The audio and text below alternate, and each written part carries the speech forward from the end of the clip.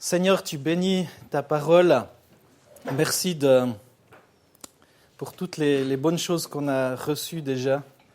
Seigneur, ces paroles de vie et ce temps de louange merveilleux dans ta présence.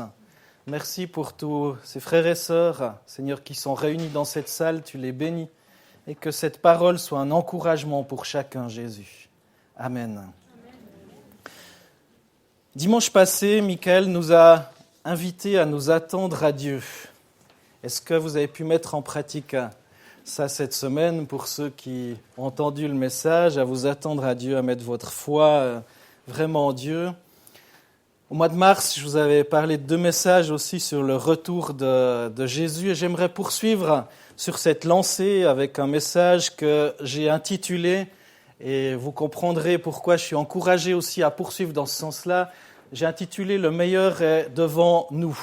Et Monique a parlé dans une parole sans savoir ce que j'allais prêcher. Ne regarde pas en arrière, ne regarde pas ce que tu perds, mets ta main dans la mienne, etc. Vous avez entendu cette parole et je crois que ça m'encourage aussi à aller dans ce sens et ça vous encourage peut-être aussi à être attentif à ce message. Donc le meilleur est devant nous.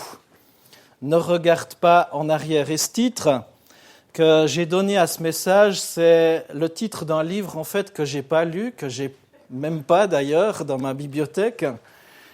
J'ai des livres que j'ai pas lus dans ma bibliothèque, mais celui-là je l'ai même pas. Mais j'ai vu le titre qui m'a interpellé. Le meilleur est devant nous. C'est le pasteur Patrice Martorano qui a écrit ce livre, un pasteur à Bordeaux. Il y a aussi Dan Luyton dans cette église, une église en pleine croissance qui vit un développement assez merveilleux. Je dirais, on ne va pas dire incroyable, parce qu'avec le Seigneur, rien n'est incroyable, parce qu'il est le Dieu de l'impossible.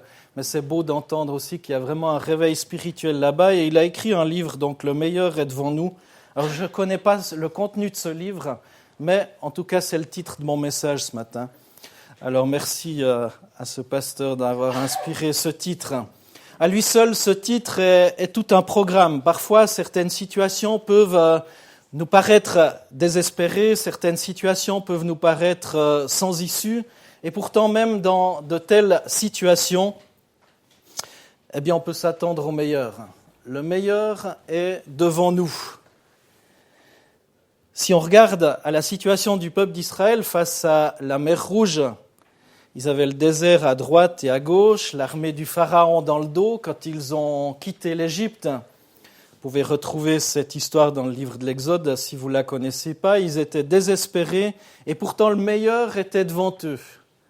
La mer finalement s'est ouverte miraculeusement et ils ont pu passer.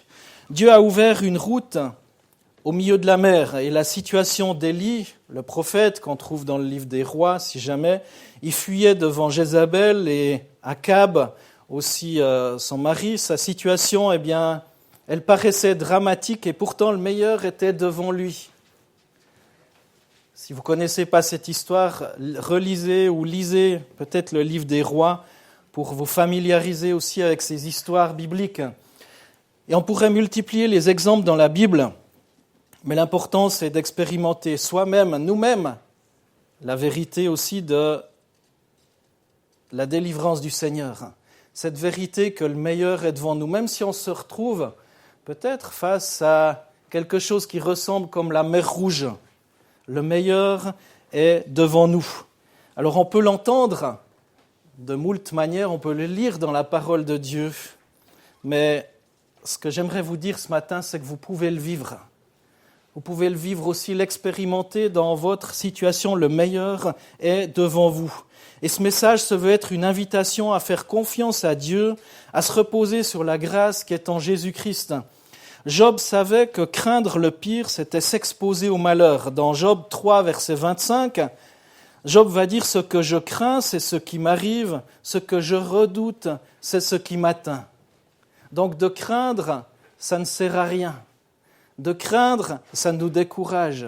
Craindre, ça nous met dans une situation de désespoir. Et Job va dire « Ce que je crains, c'est ce qui m'arrive. » Moïse avait envoyé, vous avez peut-être entendu cette histoire, avait envoyé 12 espions alors qu'ils avaient quitté l'Égypte, 12 espions pour explorer le pays promis, Israël. Le peuple venait de vivre 400 ans en Égypte, dans une bonne partie en tant qu'esclave. Et aux portes du pays promis, le peuple hébreu, après une année, s'exprime dans Nombre 14, versets 3 à 4. « Pourquoi l'Éternel nous fait-il entrer dans ce pays pour tomber par l'épée ?» Ils avaient rencontré des géants, ils avaient vu des choses énormes, un peuple qui était, semble-t-il, bien armé. Et là, ils sortent de l'esclavage, 400 ans d'esclavage, et ils disent « Pourquoi l'Éternel nous fait-il entrer dans ce pays pour tomber par l'épée ? Nos femmes et nos petits-enfants deviendront une proie. Ne vaut-il pas mieux pour nous retourner en Égypte ?» Et ils se dirent l'un à l'autre « Donnons-nous un chef et retournons en Égypte. » Waouh!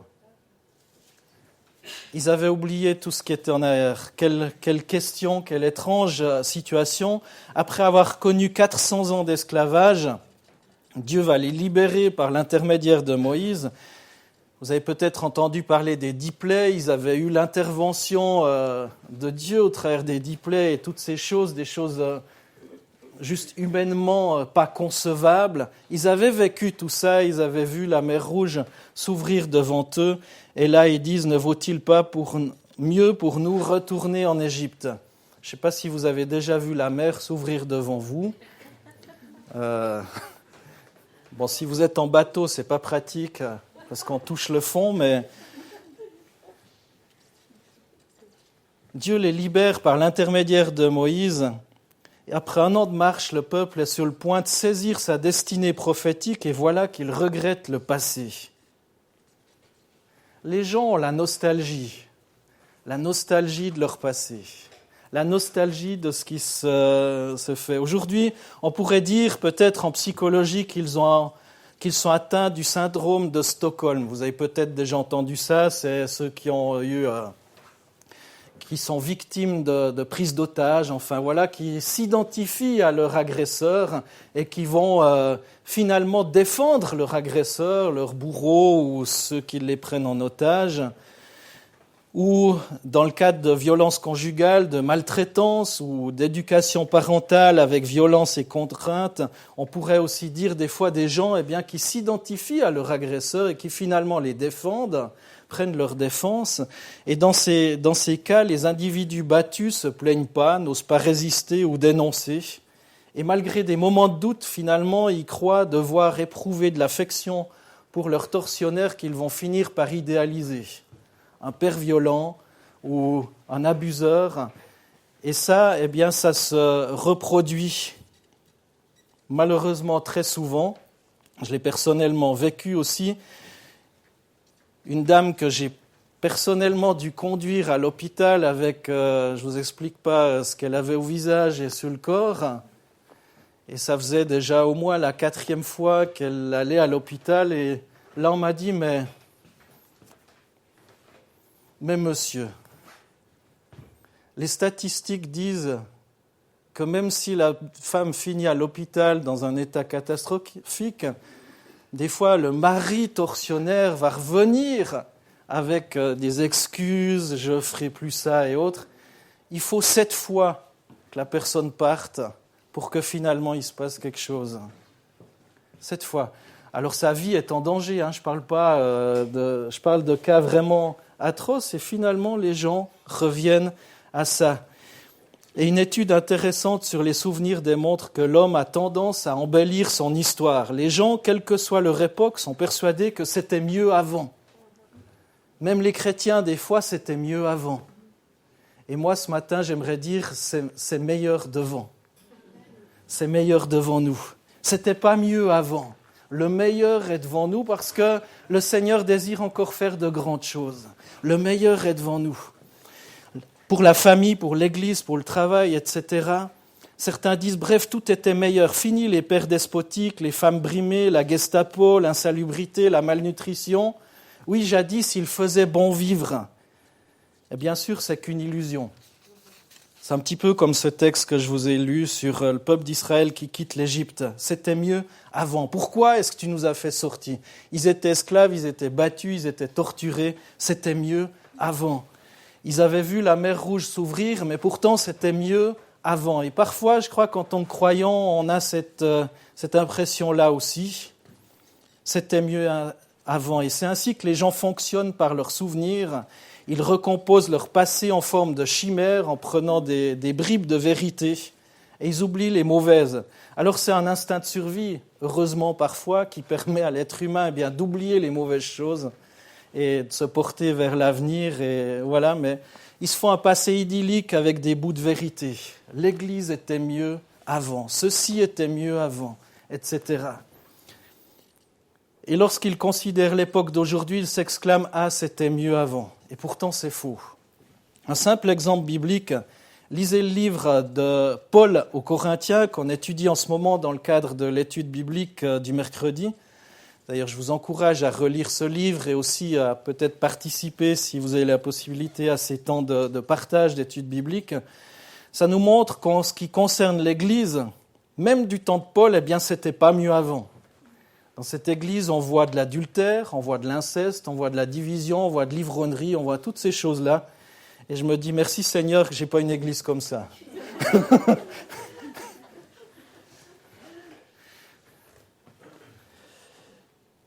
Aujourd'hui, je vous encourage à aller de l'avant, à saisir votre destinée. Reculez pas, avancez, avancez, parce que le meilleur est devant vous. Avancez. J'ai foi que Dieu est le même hier, aujourd'hui et à jamais. Et s'il a été capable d'ouvrir une fois la mer Rouge, et même si votre mur ressemble à la mer Rouge, il est encore capable de le faire pour vous. Parce que vous le valez aux yeux du Seigneur. Il a donné sa vie pour vous. Ça, ce n'est pas juste une décoration dans l'Église. Ça nous rappelle aussi que tout nous vient de Dieu. Le salut nous vient de ce que Christ a accompli pour nous à la croix. Le meilleur est devant nous et je refuse de croire que la générosité du Seigneur est épuisée. Et j'ai foi que ses bontés se renouvellent chaque matin. Je refuse de croire aussi que les gens ne veulent pas de Dieu. Quand on voit aussi des réveils à différents endroits sur la terre, des gens qui ont soif de l'Éternel, oui, les médias disent que c'est pas, le publient pas évidemment, mais ça se produit encore et toujours. Des gens qui se tournent vers le Seigneur. Je refuse aussi me laisser enchaîner par un passé fantasmé en disant « mais c'était mieux avant ». Si seulement on pouvait revenir en arrière. Non, on ne peut pas revenir en arrière. On est appelé à aller en avant. Et en tant que chrétien, à quoi est-ce qu'on doit s'attendre ? On peut toujours s'attendre à ce que Dieu fasse ce qu'il y a de meilleur pour nous. Au psaume 32, verset 8, le psalmiste nous invite à se laisser instruire par le Seigneur. Je t'instruirai, te montrerai la voie que tu dois suivre, je te conseillerai et j'aurai le regard sur toi. Le meilleur est devant nous aussi et surtout de par la manifestation du Saint-Esprit dans cette période dans laquelle nous sommes. S'il y a eu des miracles du temps de Moïse, s'il y a eu des miracles du temps d'Abraham, s'il y a eu des miracles dans tous les livres de l'Ancien Testament, même des résurrections, alors que l'Esprit est manifesté depuis le jour de la Pentecôte, est-ce que Dieu n'est plus capable de faire des miracles ? Est-ce que Dieu n'est plus capable d'accomplir des choses extraordinaires ? Et on est surpris de l'importance du Saint-Esprit dans le cadre du retour de Jésus et dans la fin, notamment dans l'Apocalypse. Juste avant la fin de l'Apocalypse, on lit dans Apocalypse 22, 17 et verset 20, « L'Esprit et l'épouse disent « Viens ». Et à la fin, au verset 20, « Amen, viens, Seigneur Jésus ». L'Esprit et l'épouse disent « Viens ». Et c'est important d'attendre ce retour du Seigneur aussi. Le meilleur est devant vous et devant nous. Bien sûr, l'épouse, c'est l'Église de Jésus-Christ, l'ensemble des chrétiens de la terre. Et c'est la dernière fois que le Saint-Esprit est mentionné dans la Bible. On est tout à la fin de la Bible, dans l'Apocalypse, dernier chapitre de l'Apocalypse. Et le Saint-Esprit est mentionné pour la dernière fois dans la Bible pour mentionner le retour de Jésus. L'Esprit et l'épouse disent « Viens ». Amen, reviens. Et on voit que c'est l'Esprit Saint qui anime l'Église et qui pousse ce cri « Viens ». L'Église est appelée à espérer, à crier, inspirée par l'Esprit « Reviens, Seigneur Jésus ». Ce qui veut dire que si l'Esprit de Dieu n'est pas là, eh bien les chrétiens par eux-mêmes ne peuvent pas crier à Jésus « Viens ». On a besoin d'être remplis du Saint-Esprit. L'Esprit et l'épouse disent « Viens ». Et c'est par l'Esprit qu'on peut crier « Viens ». Et devant les graves problèmes de notre génération, il n'y a pas d'autre solution que le retour imminent de notre Seigneur Jésus. Et ça doit faire la joie de notre Sauveur quand il entend cette prière qui est derrière la dernière de la Bible. « Amen, viens Seigneur Jésus ». La dernière prière mentionnée. On mentionne souvent la prière du Notre Père dans les églises, et c'est très bien, la prière que Jésus a apprise. Mais le Saint-Esprit, nous apprend aussi à prier et nous rappelle l'importance de prier « Seigneur Jésus, reviens ». Et c'est une prière vraiment inspirée par le Saint-Esprit parce qu'elle vient directement de lui-même. Et il y a cet avertissement dans les derniers versets de l'Apocalypse. « Je l'atteste à quiconque entend les paroles de la prophétie de ce livre. Si quelqu'un y ajoute, Dieu ajoutera à son sort les plaies décrites dans ce livre. Et si quelqu'un retranche des paroles du livre de cette prophétie, Dieu retranchera sa part de l'arbre de vie et de la ville sainte décrite dans ce livre. » Donc c'est très important. Aussi de considérer l'importance de inspiré par l'Esprit Saint, espérer, prier avec l'Esprit, alors que nous sommes l'épouse, dire « Viens, Seigneur Jésus ». Je vous ai dit tout à l'heure que l'Esprit était répandu de plus en plus. L'Esprit est répandu de plus en plus aujourd'hui dans ces temps de la fin. Depuis le moment de la Pentecôte, il y a eu Jésus qui est remonté au ciel, mais Jésus ne nous a pas laissés orphelins et il a envoyé son Esprit.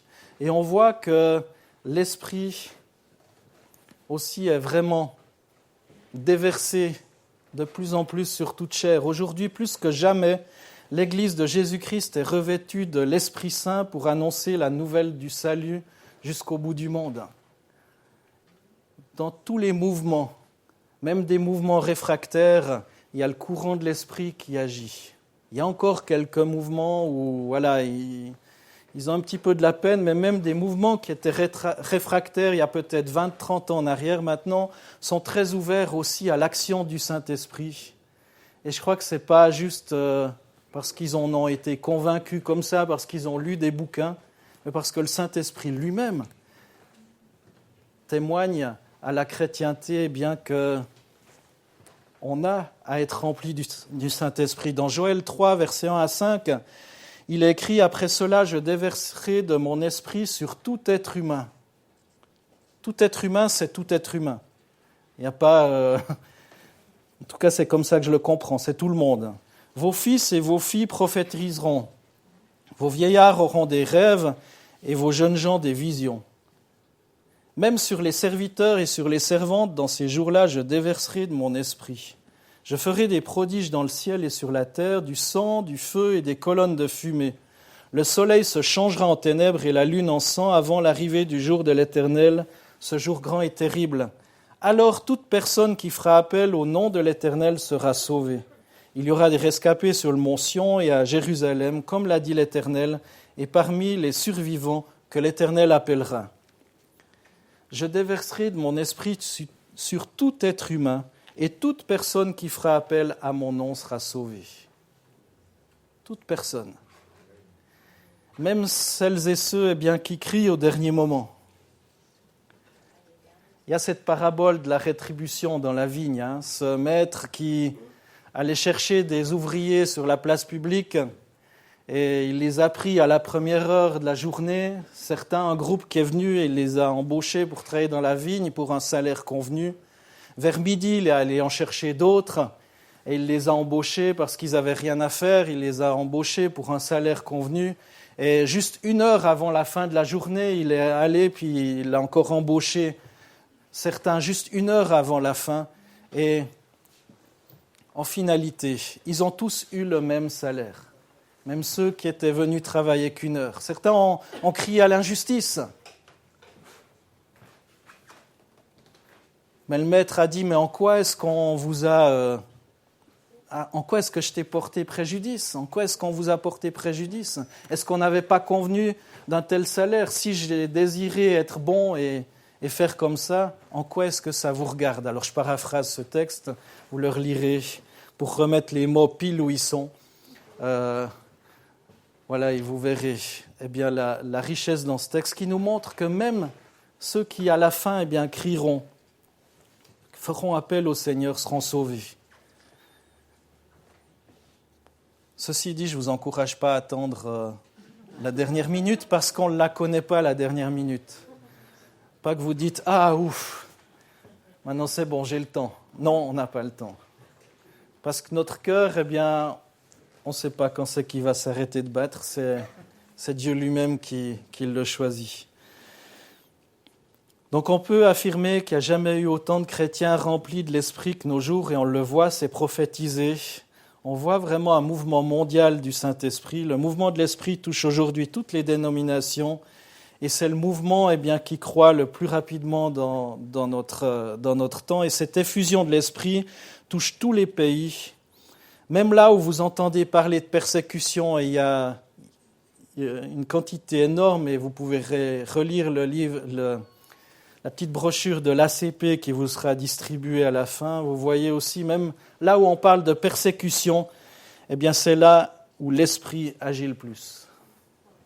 C'est souvent là où l'Esprit agit le plus. Même les persécutions cruelles n'arrivent pas à arrêter le mouvement de l'Esprit.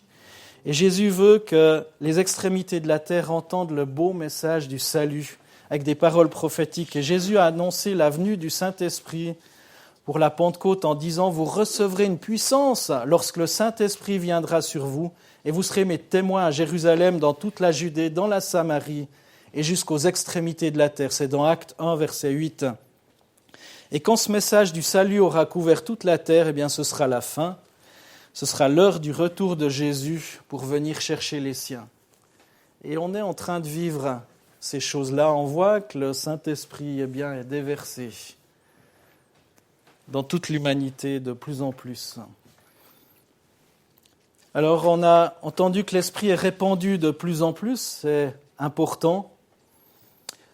Mais c'est important d'entendre ce que dit l'Esprit, d'entendre ce que nous dit le Saint-Esprit, pas seulement le voir, mais l'entendre. Et dans les 3 premiers chapitres de l'Apocalypse, Jésus demande à l'apôtre Jean d'envoyer une lettre à chaque église.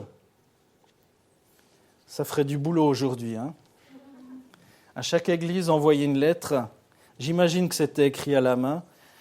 Et c'est peut-être pour ça qu'il écrit la même chose d'ailleurs. C'est la même phrase qui revient dans chaque lettre. C'est une phrase répétée 7 fois, et c'est vous dire l'importance. Et cette phrase, c'est que celui qui a des oreilles entende ce que l'Esprit dit aux églises. Que celui qui a des oreilles entende ce que l'Esprit dit aux églises. C'est répété dans Apocalypse 2, versets 7, 11, 17, 29, etc., etc. Que celui qui a des oreilles entende. Et l'Esprit Saint parle dans chaque église, parce qu'on est dans ces temps de la fin. Ce temps, je crois, où Dieu va revenir chercher les siens, et c'est un ordre qui est aussi donné à chacun de nous. Écoutez ce que le Saint-Esprit dit.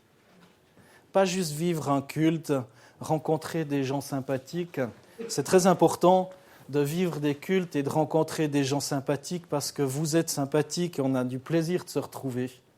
Mais on est appelés ensemble à écouter ce que l'Esprit Saint dit à l'Église. Le Saint-Esprit incite les enfants de Dieu à marcher dans la pureté. Dans Corinthiens 9, 24 à 27, il écrit « Ne savez-vous pas que ceux qui courent dans le stade courent tous, mais qu'un seul reçoit le prix ? Courez de manière à l'obtenir. tout lutteur s'impose toute espèce d'abstinence, eux pour recevoir une couronne corruptible, nous pour une couronne incorruptible. Moi donc, je cours, mais non pas à l'aventure, je donne des coups de poing, mais non pas pour battre l'air. Au contraire, je traite durement mon corps, et je le tiens assujetti, de peur, après avoir prêché aux autres, d'être moi-même disqualifié. Et c'est ce dernier verset, je traite durement mon corps, je le tiens assujetti, de peur, après avoir prêché aux autres, d'être moi-même disqualifié. C'est un verset très important, très important, qui nous parle de ce que le Saint-Esprit dit aussi au travers de sa parole. Le Saint-Esprit incite les enfants de Dieu à marcher dans la pureté. Dans Job 31, Job, on parle souvent de sa souffrance. On parle souvent de ce qu'il a souffert de façon peut-être injuste avec ce dialogue entre le diable et Dieu, et que cette épreuve. Mais Job a dit aussi, « J'avais fait un pacte avec mes yeux. Comment aurais-je pu fixer mon attention sur une vierge ?» Le Saint-Esprit invite les enfants de Dieu à marcher dans la pureté. Le Saint-Esprit invite les enfants de Dieu à être fidèles à sa parole. Le Saint-Esprit invite les enfants de Dieu à travailler pour lui aussi. Le Saint-Esprit invite les enfants de Dieu à ne pas s'endormir et surtout à ne pas perdre son amour pour Dieu. Le Saint-Esprit ne veut pas que les enfants de Dieu s'endorment ou qu'ils fassent marche arrière vers des choses misérables de ce monde. Le Saint-Esprit ne veut pas que vous vous endormiez.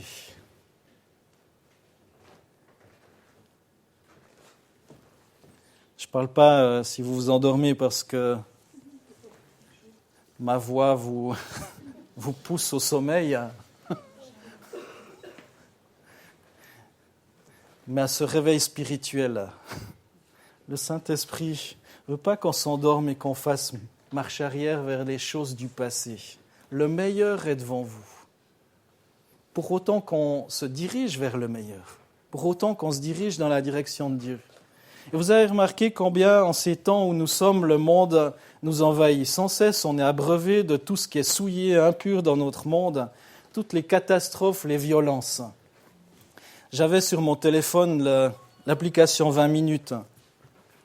Et finalement, j'étais envahi par tous ces messages, ces trucs, cette pollution, toutes les catastrophes, les choses des stars. Qu'est-ce que j'en ai à faire qu'ils ont mangé je ne sais pas quoi, ou qu'ils ont voulu faire ceci ou cela. Et ça fait un bon moment que je l'ai retiré parce que je me suis dit, mais quel temps perdu, quelle information, est-ce que ça m'apporte quelque chose dans ma vie ? Est-ce que ça m'apporte quelque chose de constructif dans ma vie ? Et finalement, je m'en suis rendu compte dernièrement, je me suis dit, mais qu'est-ce que je me sens mieux depuis que j'ai plus ce truc ? Alors pour vous, ça sera peut-être autre chose qui envahit votre vie. Sans cesse, on est abreuvé de tout ce qui est souillé et impur dans notre monde, toutes ces catastrophes, ces violences. Est-ce que c'est toujours utile qu'on sache tout ce qui se passe de l'autre côté de la planète ? Est-ce que ça va changer quelque chose ? Est-ce que ça nous pousse à l'intercession ? Ou juste à nous dire « Ah, le monde est pourri, les hommes politiques sont tous corrompus. » Ça nous pousse à la déprime ou à la critique peut-être même. Est-ce que ça nous pousse à la prière ? Si c'est le cas, continuez d'être nourris par ce genre de choses. Si ça vous pousse à l'intercession, mais si c'est juste pour vous tourmenter, ou même que vous avez des images qui vous viennent au travers de ces choses, parce que c'est toujours agrémenté d'images, et qui vous souillent l'esprit. Job a dit, « J'ai fait un pacte avec mes yeux, de peur de porter les yeux sur une vierge. » Le diable veut nous faire oublier la chose principale, c'est que Jésus revient bientôt. Jésus revient bientôt. Il prend notre temps, notre énergie pour des choses futiles et souvent misérables. Et notre monde s'éloigne des commandements sacrés et immuables de Dieu. Paul l'a annoncé dans 2 Timothée 3, versets 1 à 5. « Sache que dans les derniers jours, il y aura des temps difficiles, Car les hommes seront égoïstes, amis de l'argent, vantards, orgueilleux, blasphémateurs, rebelles à leurs parents, ingrats, impies, insensibles, implacables, calomniateurs, violents, cruels, ennemis du bien, traîtres, emportés, aveuglés par l'orgueil, amis du plaisir plutôt que de Dieu. Qu'est-ce qu'il n'y a pas aujourd'hui comme chose pour distraire les chrétiens ? La distraction. Amis du plaisir plutôt que de Dieu. Ça me fait penser à cette parole où des gens étaient invités à venir, puis les gens disaient « Ah mais non, on doit aller essayer un cheval, on doit aller faire ceci, on doit aller faire cela. » Et finalement, on n'a plus de temps. Aujourd'hui, on doit essayer notre nouvelle voiture, notre nouveau gadget, notre nouveau truc. Amis du plaisir plutôt que de Dieu. Ils auront l'apparence de la piété, mais renieront ce qui en fait la force. Éloigne-toi de ces gens-là.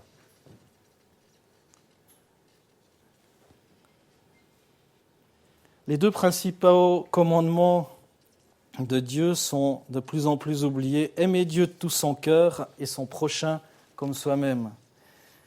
Et voilà ce que l'Esprit de Dieu veut nous rappeler pour qu'on soit prêt lorsque Jésus reviendra. Apprendre à écouter l'Esprit de Dieu, soit dans nos prières personnelles, soit dans la lecture quotidienne de sa parole, soit dans nos rassemblements. Et si on est attentif, l'Esprit aura toujours quelque chose à dire, soit pour nous encourager, soit aussi parfois pour nous reprendre et nous remettre dans le droit chemin. Et l'Esprit est répandu sur la terre. Ça, c'est un fait. On est invité à entendre l'Esprit. Et la suite, eh bien, vous serez obligés de revenir dans 2 semaines, parce que le temps passe.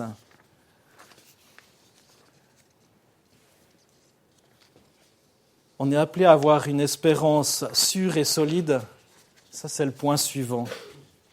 On est appelé à remplir nos coupes avec l'Esprit. C'est dommage parce que le meilleur est pour la fin, donc vous serez obligés de revenir. Le meilleur est devant nous, voilà. Merci Claudine, tu es attentive. Ah, je t'ai tendu la perche, c'est merveilleux. Le meilleur est devant nous. Se souvenir de ça, et si vous retenez ces choses-là ce matin, que l'Esprit est répandu de plus en plus. Mais ce n'est pas juste le savoir, et quelque chose est bien comme ceci, mais ça nous pousse aussi à la sainteté. Ça nous pousse à la pureté, ça nous pousse à rechercher les choses de Dieu, à nous mettre en action pour le Seigneur, avoir une foi solide, à pas juste se nourrir de choses qui ne servent à rien, mais à marcher dans la pureté, à être fidèle à sa parole, à travailler pour lui et à pas s'endormir et à pas perdre notre amour pour Dieu, parce que le meilleur est devant nous. Et je pensais à ce verset aussi pour conclure. Eh bien, que celui qui met la main à la charrue et regarde en arrière n'est pas digne pour le royaume de Dieu. Lorsqu'on entre dans le champ de Dieu, qu'on commence à le servir, c'est un petit peu comme si on mettait la main à la charrue. Et des fois, on pourrait être comme ce peuple d'Égypte en disant « mais c'était mieux avant ». Non, c'était pas mieux avant. N'oubliez pas d'où vous venez. N'oubliez pas d'où vous venez. C'était pas mieux avant.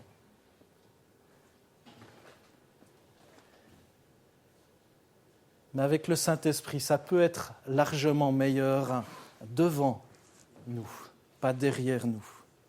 Regardons en avant. En arrière, on ne peut plus y aller de toute façon. Marchons en avant, dans la fidélité à la parole du Seigneur. Amen. Seigneur Jésus, merci de bénir mes frères et sœurs. Que ton esprit continue de les visiter. Merci parce que tu nous aimes chacun et tu veux nous remplir de ton esprit. Seigneur, tu veux nous aider à dire, comme ce texte d'Apocalypse, « Viens, Seigneur Jésus, viens ». L'esprit et l'épouse disent « Viens ». Eh bien, Seigneur, oui, reviens. Reviens bientôt, Seigneur, et révèle-toi à cette humanité qui a tant besoin de toi. Qu'on soit des instruments entre tes mains, parce qu'on a reçu ton esprit. Qu'on soit des instruments pour partager, Seigneur, cette bonne nouvelle. Amen.